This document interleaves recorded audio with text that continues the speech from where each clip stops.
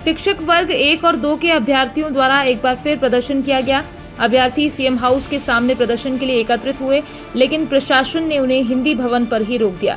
अभ्यर्थियों का कहना है कि हम लोग लगातार प्रदर्शन कर रहे हैं, इसके बावजूद भी सरकार हम लोगों की मांगें नहीं मान रही है। अगर नियुक्ति नहीं देनी थी तो सरकार ने भर्ती क्यों की, और जब हम लोग पास हो गए हैं तो हम लोगों को नियुक्ति क्यों नहीं दी जा रही है। सरकार द्वारा अगर हमें नियुक्ति नहीं दी गई तो हम सड़कों पर आकर उग्र प्रदर्शन करेंगे।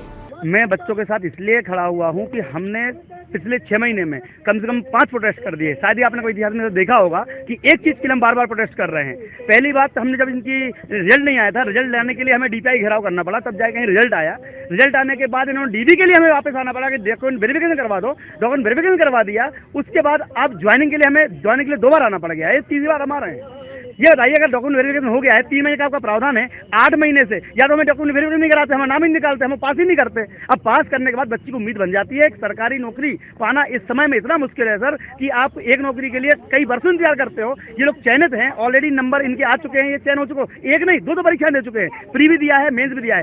22 से लेकर 26 तक 4 साल का इंतजार करना पड़ रहा है, इसलिए हम जल्दबाजी कर रहे हैं। कुछ लोग सोच रहे होंगे सर रिजल्ट आया 8 महीने तो हुए हैं।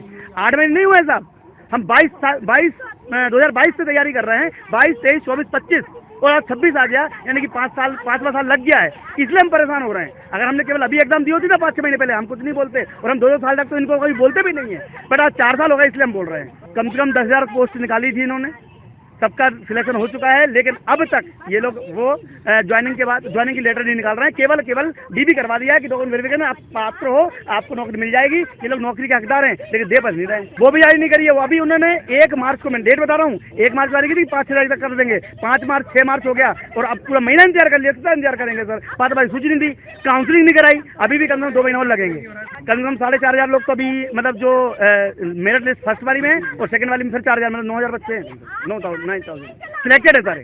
सर हम लोग यहाँ पे आए हैं अपनी ज्वाइनिंग की मांग करने। हमारी ज्वाइनिंग नहीं हुई है, 8 महीने होने को आया है, हमारी ज्वाइनिंग नहीं की गई है। 2025 में हमारा 25 सितंबर को 2025 में हमारा रिजल्ट डिक्लेयर हुआ था और हम लोग ये इतना परेशान हो गए हैं 8 महीने से, हम लोगों को दे ही नहीं रहे हैं ज्वाइनिंग। हम डिप्रेस्ड हैं। अब आने वाले यूथ को हम लोग क्या बताएंगे? अब हम लोग टीचर हैं, हम लोग देश हैं, और आप लोग हमें परेशान कर रहे हैं। हम आगे जाके बच्चों को क्या शिक्षा देंगे? वहाँ एजुकेशन सिस्टम में क्या चेंज करेंगे? हम लोग अभी इतना हमारी मेंटेलिटी, हम मेंटली हैरेस हो चुके हैं, लिटरली हम मेंटली हैरेस हो गए हैं। तो हमारी बस यही मांग है कि जल्द से जल्द हमारी ज्वाइनिंग मिल जाए।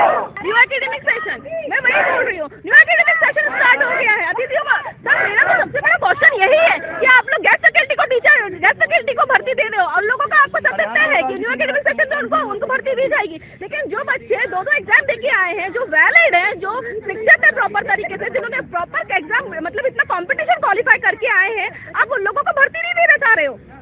ऐसा कैसे चल रहा है? मतलब क्या सरकार है ये? 8 महीने से हम लोग वेट कर रहे हैं। कम से कम आप लोग ये तो सोचो कि हम लोग वैलिड है, हम लोग 2 एग्जाम देके आए हैं, ऑलरेडी 4 साल हो गए हैं प्री मेंस करते करते, और रिजल्ट को आए 8 महीने हो गए। अब तो जाके भर्ती दी जाए।